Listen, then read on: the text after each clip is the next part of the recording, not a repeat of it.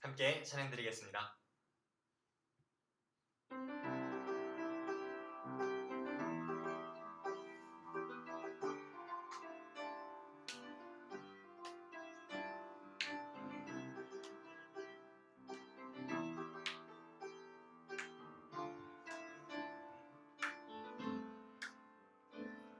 하루를 시작할 때, 어려움을 만날 때, 말할 수 없는 고민도 주님께 물어요. 주님 어디로 갈까요? 주님 어떻게 할까요? 주님 음성을 따라 나는 걸어가지요. 순종의 걸음마다 평안이 깃들고 내가 생각지도 못한 주의 뜻 이루어지니 지쳐있던 내 맘에 새 힘이 솟아나지요. 순종의 기쁨을 누려요. 하루를 시작할 때, 어려움을 만날 때, 말할 수 없는 고민도 주님께 물어요. 주님 어디로 갈까요? 주님 어떻게 할까요? 주님 음성을 따라 난 걸어가지요. 순종의 걸음마다 평안이 깃들고 내가 생각지도 못한 주의 뜻 이루어지니 지쳐있던 내 맘에 새 힘이 솟아나지요. 순종의 기쁨을 누려 순종의 걸음마다 평안이 깃들고 내가 생각지도 못한 주의 뜻 이루어지니 지쳐있던 내 맘에 새 힘이 솟아나지요. 순종의 기쁨을 누려요.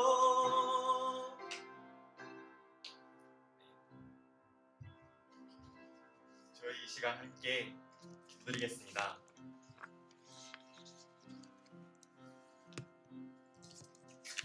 사랑과 은혜의 하나님께서 베풀어 주신 은혜로 이루어진 이 시간, 저희 정동교회 중고등부가 하나님께 예배드릴 수 있게 해주심에 감사드립니다. 주님께서 저희를 2020년 한 해 동안 지켜주시고 건강 지켜주시고 믿음 지켜주셨기에 저희가 이렇게 하나님 앞에 나올 수 있음을 고백합니다. 그러나 저희는 지난 한 해를 주님 뜻대로만 살지는 못하였음을 고백합니다.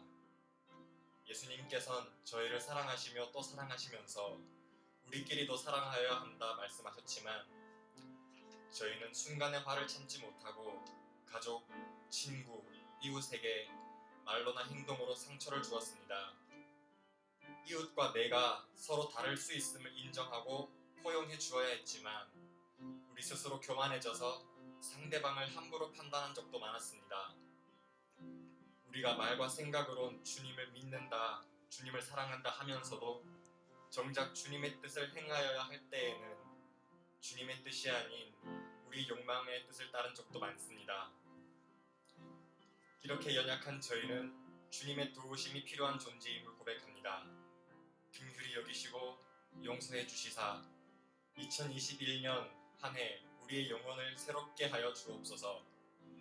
우리 힘과 도움이 되시는 주님, 작년 6월부터 시작된 코로나 사태로 인해 아직까지도 교회를 비롯하여 사회 전체가 정상적으로 움직이지 못하고 있습니다. 우리가 공부하러 다니는 학교가 제대로 운영되지 못하고 친구들과 옹기종기 모여 놀러갔던 것도 이제는 힘들게 되었습니다. 우리가 오늘 모였어야 할 교회 예배당도 문을 닫았습니다. 주님, 이 코로나 사태가 속히 끝나서 우리가 마음껏 예배드릴 수 있게 하여 주시옵소서. 그리고 그날이 올 때까지 우리 믿음을 견고히 지켜 주옵소서. 올해는 이렇게 영상으로 예배를 드리게 되었습니다. 함께 모이지 못하고 각자의 집에서 예배를 드리고 있지만 이렇게 영상 촬영할 여건을 허락하여 주셔서 감사드립니다.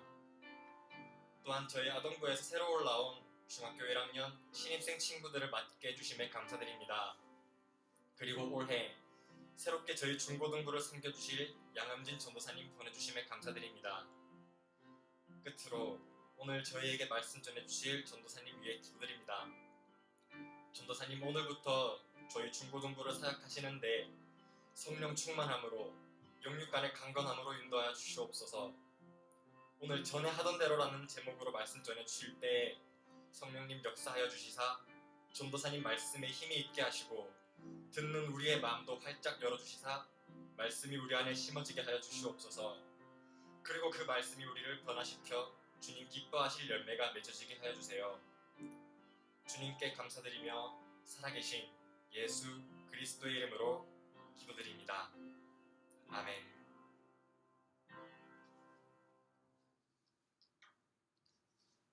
올해부터 중고등부를 담당하시는 양음진 전도사님 나오셔서 하나님 말씀 전해주시겠습니다.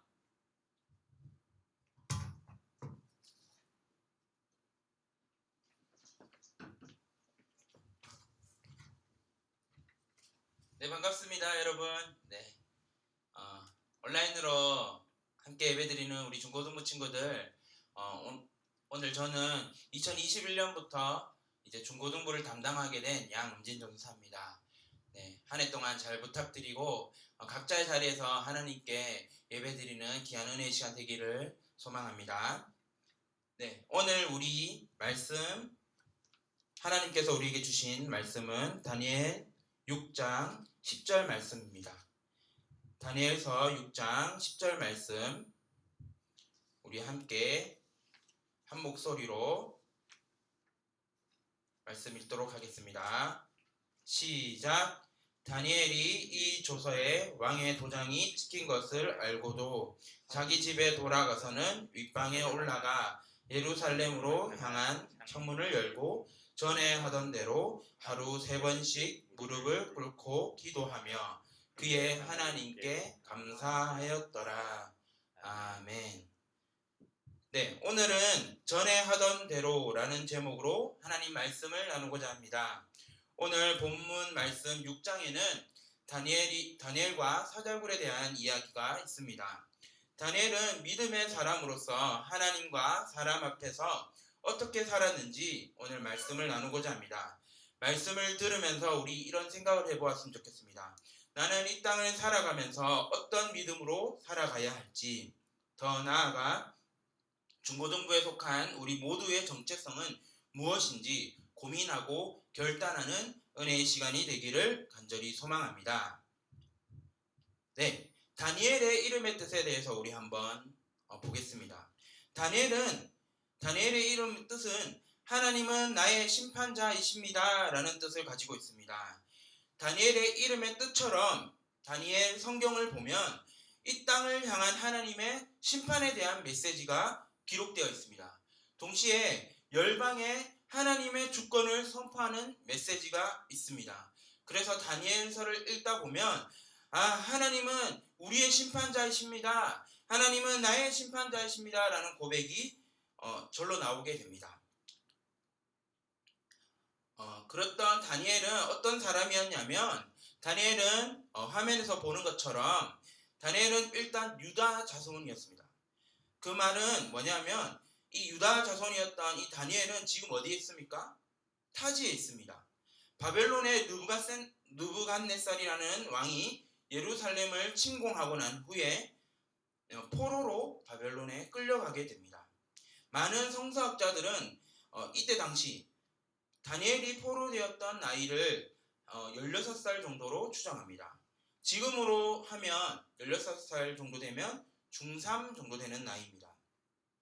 그는 그때부터 바벨론의 포로로 살아가면서 여러 차례 환상을 보게 됩니다. 바벨론이 망한 후에는 페르시아를 섬기면서 페르시아 고레스 3년에 또다시 환상을 보게 됩니다. 그는 약 70년 동안 이방 땅에서 2개의 나라에 걸쳐서 높은 지위의 간직을 가지고 살았습니다. 6장에서는 바벨론 제국이 이제 멸망하고 페르시아 왕이 다리오 왕이 바벨론을 치리하던 시대에 일어난 사건들이 기록되어 있습니다. 다리오는 고관 120명을 세워서 전국을 통치하고자 했습니다. 그리고 그 위에 총리 3명을 두었습니다. 그중 총리 중 3명 중에 한 명이 바로 오늘 우리가 읽은 이 다니엘이 3명 중에 한 명의 총리로 높은 관직에 오르게 됩니다. 여러분 생각해 보십시오. 다니엘은 포로였습니다. 그런데 그 다니엘은 높은 지위, 총리의 한 사람으로 그렇게 높은 관직에 서 있습니다. 주변 많은 사람들이 그 높은 관직에 있는 포로된 그 다니엘을 보고 시기하고 질투하고 미워하는 그런 마음들이 있었을 것입니다. 다니엘은 그렇게 많은 시기를 받았을 것으로 생각되어지는데 바벨론의 포로로 잡혀왔던 사람이 페르시아 왕에게도 신임을 받았던 모습을 보고 질투하고 시기했던 많은 사람들은 하나의 아이디어를 내게 됩니다. 그를 고발할 근거를 찾게 됩니다. 그러나 아무런 증거, 아무런 허물도 찾지 못했습니다. 소위 털어서 먼지 안 나는 사람 어디냐라는 말이 있죠. 털어서 먼지가 안 나는 사람, 성경에 한 명 있습니다. 다니엘입니다. 그의 허물을 찾지 못했던 이유는 성경은 이렇게 기록하고 있습니다. 다니엘 6장 5절 말씀인데요. 네, 화면을 보시고 제가 한번 읽어드리겠습니다. 허물이 없던 이유. 이에 총리들과 고관들이 국사에 대하여 다니엘을 고발할 근거를 찾고자 하였으나 아무 근거, 아무 허물도 찾지 못하였으니 이는 그가 충성되어 아무 그릇됨도 없고 아무 허물도 없음이더라. 아멘. 포로의 신분이었던 그는 맡겨진 일에 충성하였습니다. 그래서 시기하였던 사람들은 세상의 법이나 기준으로 그를 고발할 수 없다는 것을 알게 되었습니다. 그래서 그들은 다니엘이 믿고 있는 하나님의 율법에서 고발할 근거를 찾아야겠다고 합니다. 그들이 낸 아이디어는 바로 다니엘이 가지고 있었던 하나님에 대한 신앙을 잃어버리게 하는 것, 그 신앙을 흔들어 버리는 것이었습니다. 다니엘 6장 1절에서 9절까지 보면 그 사람들이 낸 아이디어들이 기록되어져 있습니다. 요약하면 이런 겁니다. 30일 동안 왕 외에 어떤 신에게나 사람에게나 무엇을 구하면 사자굴에 던져 넣겠다는 것입니다. 왕은 신하들이 만들어 온 이 조서에 도장을 찍게 됩니다. 9절에 보면 왕이 도장을 찍는데 이 도장을 찍었다는 뜻은 뭐냐면 번복할 수 없다는 것입니다. 이 의미를 아시겠습니까? 이 도장을 찍은 것은 번복할 수 없다는 겁니다. 이제 30일 동안 그 왕의 신하들은 왕 외에는 다른 신, 다른 사람에게 어떤 무언가를 구하면 사자굴에 던져버리게 되는 것입니다. 여러분, 다니엘은 자신의 신앙을 시험하는 그 상황 속에서 그는 10절의 삶을 살았습니다. 오늘 본문 말씀 10절의 삶이 무엇인가? 말씀 보겠습니다. 다니엘이 이 조서에 왕의 도장이 찍힌 것을 알고도 자기 집에 돌아가서는 윗방에 올라가 예루살렘을 향한 창문을 열고 전에 하던 대로 하루 3번씩 무릎을 꿇고 기도하며 그의 하나님께 감사하였더라. 아멘. 10절의 삶이 무엇입니까? 그 조서가, 그 왕의 명령이 어떤 위력이 있는지 다니엘은 알고 있었습니다. 30일만 모른 척 지나가면 자신의 높은 지위를 지킬 수 있었습니다. 30일만 딱 모른 척 그렇게 기도하지 않고 살아갔다면 그는 사자굴에 들어가지도 않았을 것입니다. 30일만 딱 모른 척하고 지나갔으면 그는 왕의 충성된 신하로 살아갈 수 있었을 것입니다. 30일만 모른 척 하나님께 기도하지 않고 예배하지 않고 그렇게 살았더라면 그는 사자굴에 가지 않고 왕의 궁전에서 살았을 것입니다. 왕의 궁전에서 충성스러운 신하로 다니엘이 살아갈 수 있었을 것입니다. 그러나 그는 어떠한 삶을 살았습니까? 그는 전에 하던 대로 살았습니다. 전에 하던 대로의 삶이 무엇입니까? 상황에 따라 변화하는 믿음이 아니라 그는 상황이 변해도 하나님을 향한 믿음이 변하지 않는다는 것을 말합니다. 전에 하던 대로 상황이 바뀌더라도 전에 하던 대로 하나님께 예배한 그 다니엘의 삶을 우리가 주목해야 합니다. 이 구절을 보면서 우리의 삶이 이랬으면 좋겠다라는 마음이 들었습니다. 뭡니까? 10절의 삶이 뭡니까? 전에 하던 대로의 삶이 뭡니까?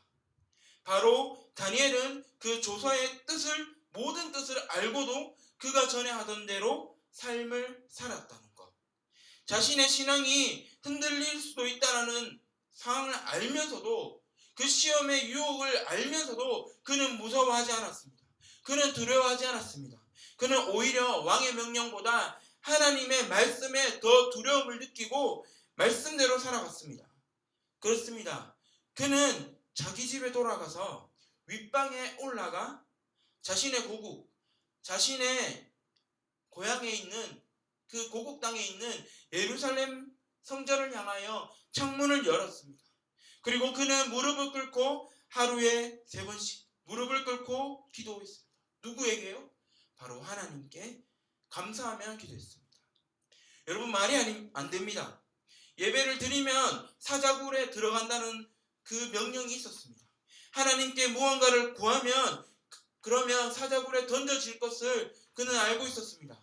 그러나 그는 기도하면서 하나님께 감사했습니다. 여러분, 코로나 시기에 예배를 어떻게 드려야 할지에 대한 찬반 논쟁이 많았습니다. 온라인으로 예배 드리는 것이 과연 옳으냐? 반대하는 사람들도 있었고 이렇게라도 예배를 드리는 것이 맞다라고 하는 사람들이 있었습니다. 그런데 시간이 점점 지나가면서 많은 교회들이 온라인으로 예배 드릴 수 있는 것에 대한 감사를 느꼈습니다. 온라인으로 예배 드리는 것이 옳으냐의 문제보다 더 중요한 것이 하나 있습니다. 뭐냐면 바로 믿음의 방향입니다. 어떤 상황에서도 우리는 우리의 믿음의 방향을 잃어버리지 말아야 합니다.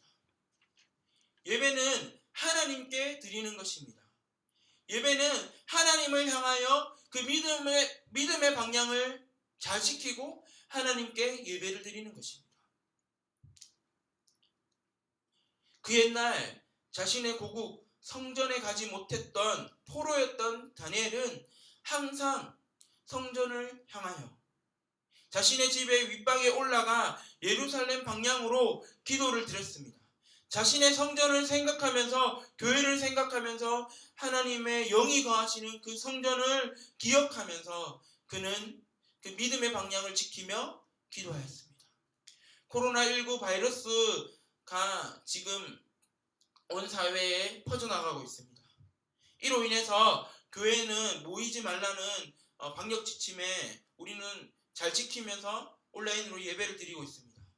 우리가 이 상황에서 각자의 방에서 우리의 방에서 또 우리가 드려지는 그 예배의 자리에서 하나님을 향하여서 믿음의 방향을 딱 바라보면서 기도하며 예배하며 찬양하며 나아가 봅시다. 코로나가 지나갈 때까지만 모른 척 하나님을 떠나면 편하고 좋을 수 있습니다. 코로나가 끝날 때까지 사회적 거리 두기를 잘 지키면서 교회 안 나가도 되니까 이참에 교회 안 나가고 편하게 보면 되겠다라는 유혹이 여러분에게도 있을 수 있습니다. 기도나 예배를 잠깐 이때까지만 쉬면 되겠지, 아무도 모를 거야 라는 생각을 가지고 그런 마음이 들면서 유혹이 들 수도 있다고 생각합니다. 그러나 우리 오늘 온라인으로 같이 함께 예배하고 있는 우리 친구들 함께 결단했으면 좋겠습니다. 함께 믿음의 방향을 잃어버리지 말고 예배했으면 좋겠습니다. 다니엘이 처한 상황과 지금 우리가 처한 이 상황이 많은 부분들이 좀 다를 수 있지만 아주 닮은 부분이 있다고 생각합니다. 2가지 정도가 닮았다고 생각하는데 여러분 2가지 질문을 한번 보시면서 들으시면서 한번 공감해 보십시오. 상황이 변했을 때 당신은 어떻게 살겠습니까? 라는 질문이 다니엘과 오늘 우리에게 아주 닮은 부분이라고 생각됩니다. 그리고 또 하나가 뭐냐 하면 당신의 정체성은 무엇인가 라는 겁니다. 영상 여러분 하나 보고 오겠습니다. 영상 준비해 주시고요. 영상을 하나 볼 텐데요. 스카이캐슬 아시죠? 그 드라마의 한 장면을 함께 보도록 하겠습니다. 지금 몇 시인데 어디 자고 있어? 학원 가야지. 학원 가야지. 너 어제 2시에 잤어. 지금 7시가 넘어. 너 빨리. 강예빈 걔는 왜 또 레벨업을 해가지고. 이런 팔푼이 같은 자식. 네가 예빈이보다 잘한 생각을 해야지. 네가 이따위니까 예빈이 엄마가 엄마를 무시하는 거 아니야. 정신 안 차려? 빨리 너. 너. 나 학원 안 가. 안 가? 이리 와 이리 와. 너 죽었어. 방학인데 아침 9시부터 밤 10시까지 학원 다니는 애가 어딨어. 어떻게 작은애 진짜 끈질렸어. 예빈이는 학원 갔다 와서 또 봐야 하는 거 몰라? 그래봤자 안 된다니까. 네가 안 하니까 안 되는 거지. 엄마 닮아서 안 되는 거잖아. 이게 어서 엄마 핑계를 대? 엄마가 어릴 때 공부 하나도 못했으면서. 내가 봤어? 아니 내가 봤어? 안 되는 거야 안 되는 거야. 안 되는 거야.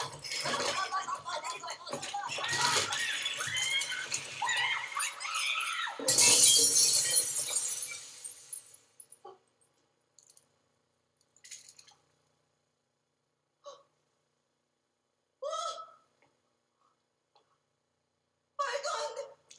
아우 이게 얼마짜린데? 아우 마이 베이비, 마이 베이비. 내가 이걸 어떻게 모았는데? 야! 고작 60점짜리가 이 비싼 거를 깨? 공부도 못하는 게 어떻게 하는 짓마다 이 모양이야? 골뱅이 싫어. 나가. 너 같은 건 공부할 재력도 없어. 학원도 하지 마. 진짜. 내가 어쩌다 저런 팔푼이를 나가지고. 마이 베이비. 마이 베이비.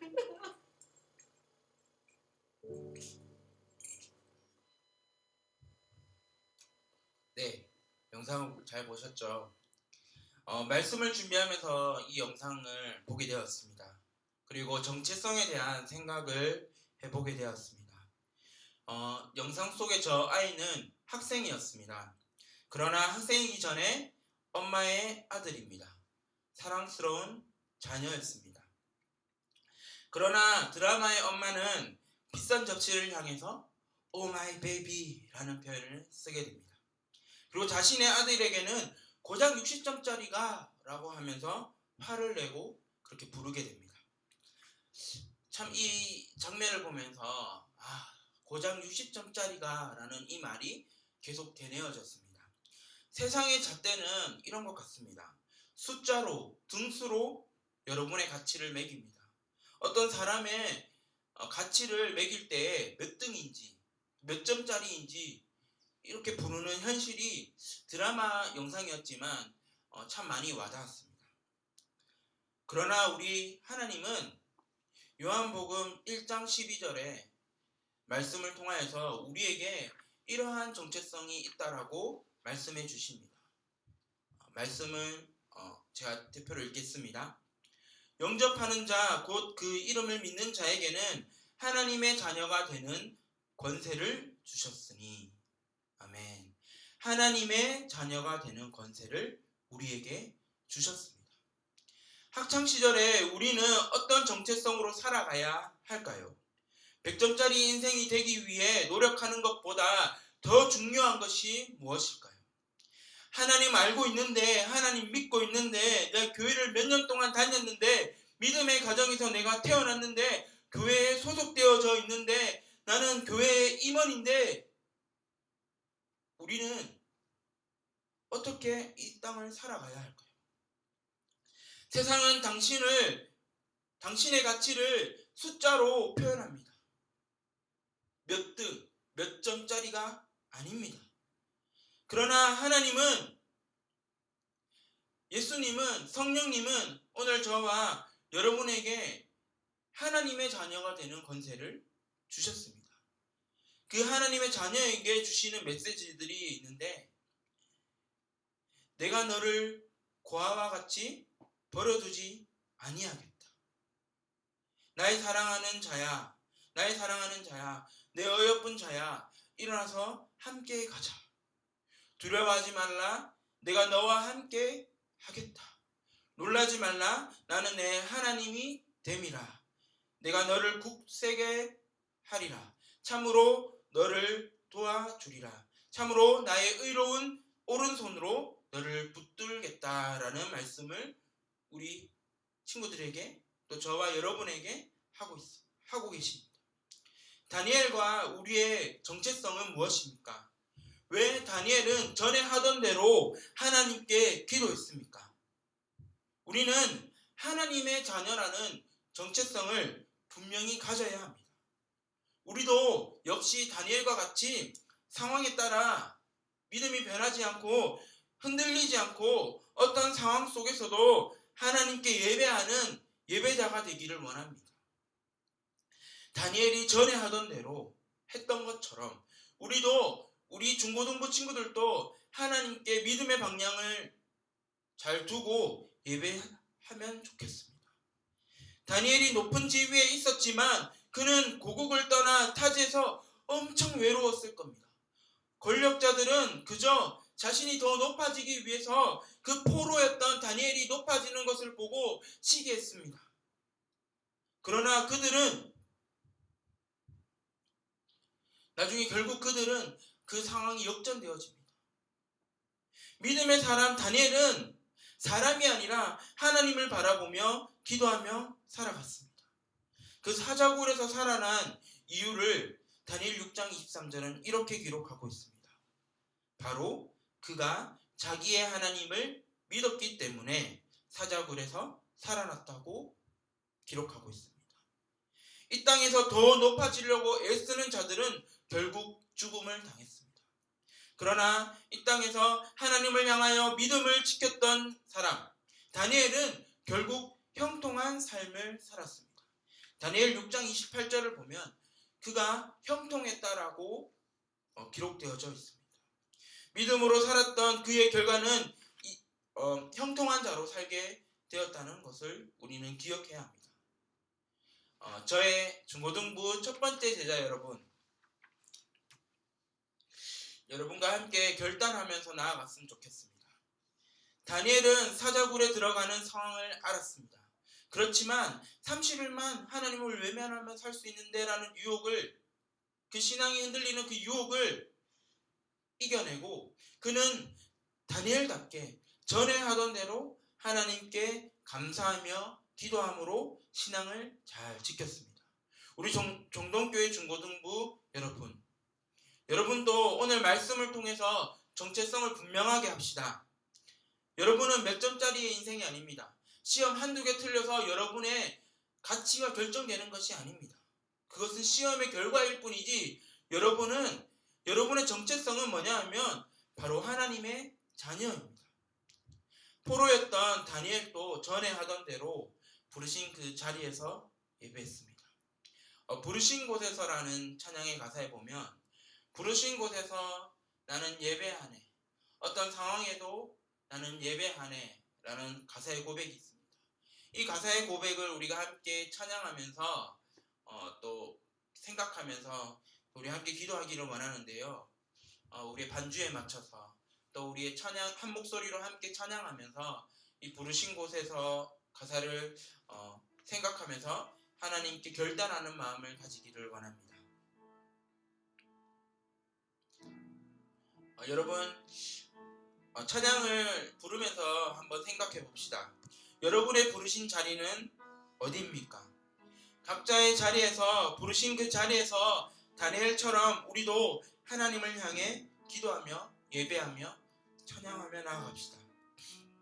어떤 상황에도 나는 예배하네 라는 가사의 고백처럼 다니엘이 어떤 상황에도 전에 하던 대로 하루 3번씩 기도했던 것처럼 우리 중고등부 모든 친구들 하나님을 향하여 믿음을 잃지 말고 예배하게 할 수 있게 하나님 우리의 마음을 주관하여 주세요 라고 기도하는 마음으로 우리 함께 고백하겠습니다.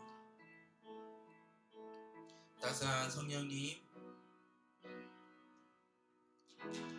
따스한 성령님,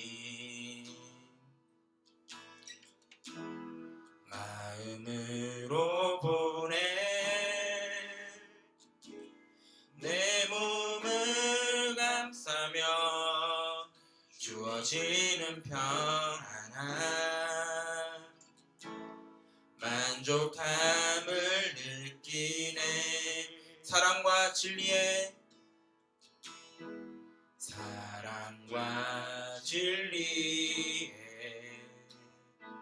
한 줄기 빛 보내 한 줄기 빛 보내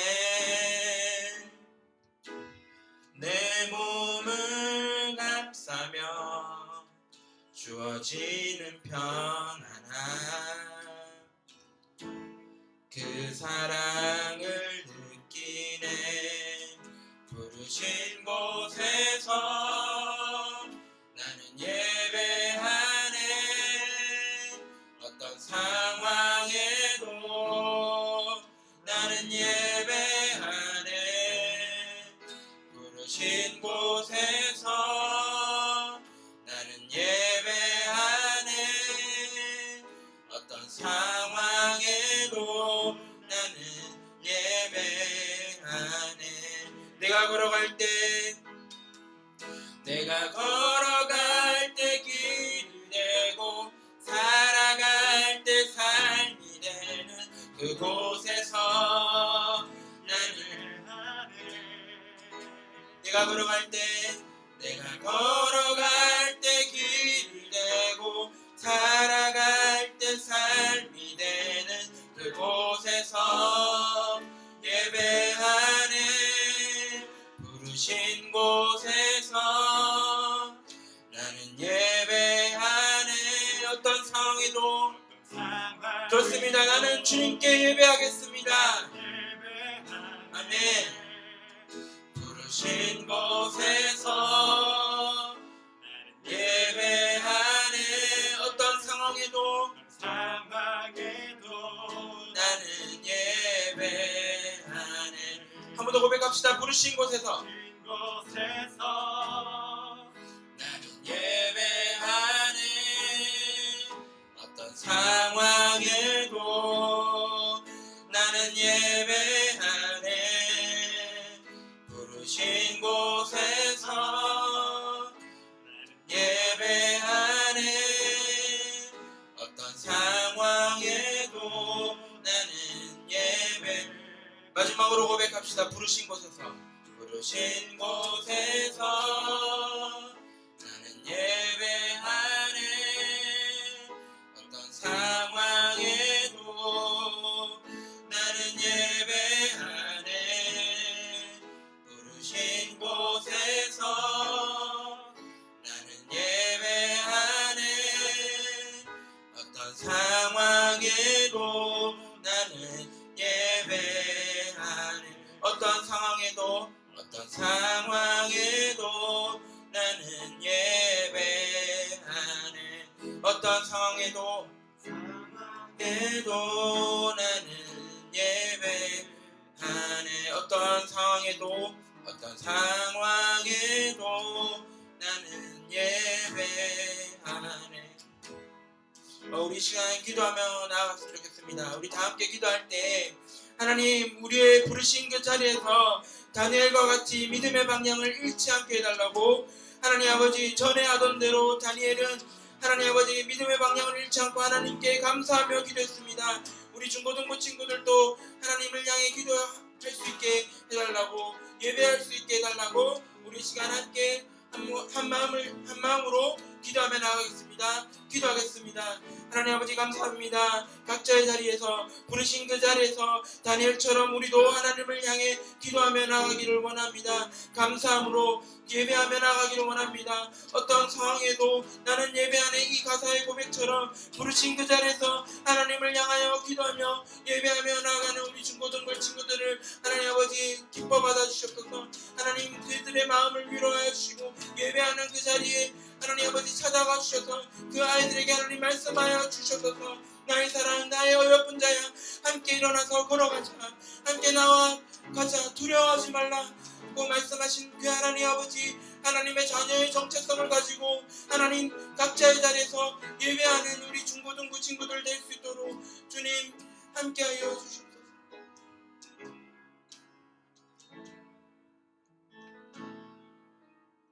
하나님 감사합니다.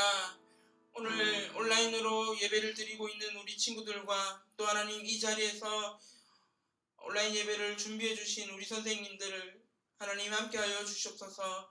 하나님 이들이 오늘 말씀처럼 다니엘이 전에 하던 대로 믿음의 방향을 잃지 않고 하나님께 향하여 기도했던 것처럼 하나님 우리 중고등부 친구들 또 교사분들 모두가 하나님을 향하여 감사함으로 기도하며 나아가는 예배자가 될 수 있도록 주님 도와주시옵소서.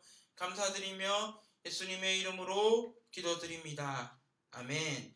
우리 시간 주기도문으로 하나님께 기도하겠습니다. 하늘에 계신 우리 아버지, 아버지의 이름을 거룩하게 하시며 아버지의 나라가 오게 하시며 아버지의 뜻이 하늘에서와 같이 땅에서도 이루어지게 하소서. 오늘 우리에게 일용할 양식을 주시고 우리가 우리에게 잘못한 사람을 용서하여 준 것 같이 우리 죄를 용서하여 주시고 우리를 시험에 빠지지 않게 하시고 악에서 구하소서. 나라와 권능과 영광이 영원히 아버지의 것입니다. 아멘. 예, 여러분 예배는 마쳤고요. 몇 가지 광고만 하고 영상 예배를 마치도록 하겠습니다. 여러분 반갑습니다. 저는 2021년 여러분과 함께하는 양은진 전사입니다. 두 가지만 광고하겠습니다.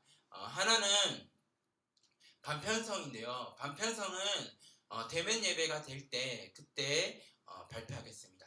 그래서 영상을 보고 있는 우리 친구들과 교사분들 반편성이 될 때까지 한 해에 내가 어떤 반에 속할지 기대하는 마음으로 기도해 주시면 감사하겠고요.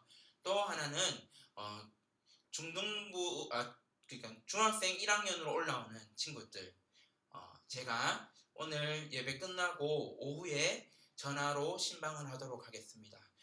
전화를 받아주시고요. 제가 단체 톡방에다가 제 연락처를 남겨놓을 테니까 제 연락처를 보시고 전사님이 전화 왔구나 하면서 전화를 받아주시면 되겠습니다. 이상으로 중고등부 예배 첫 번째 예배 마치도록 하겠습니다. 빠이.